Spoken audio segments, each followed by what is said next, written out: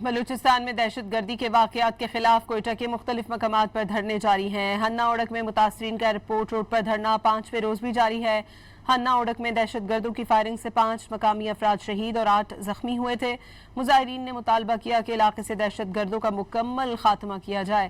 ادھر زیارت میں پولیس اہلکاروں کے قتل کے خلاف اسمنگلی روڈ پر بھی دھرنا شروع ہو گیا۔ دھرنوں کے باعث مختلف مقامات پر ٹریفک کی روانی متاثر ہے۔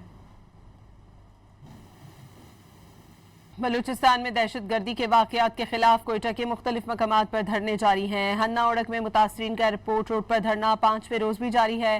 ہنہ اوڑک میں دہشت گردوں کی فائرنگ سے 5 مقامی افراد شہید اور 8 زخمی ہوئے تھے۔ مظاہرین نے مطالبہ کیا کہ علاقے سے دہشت گردوں کا مکمل خاتمہ کیا جائے۔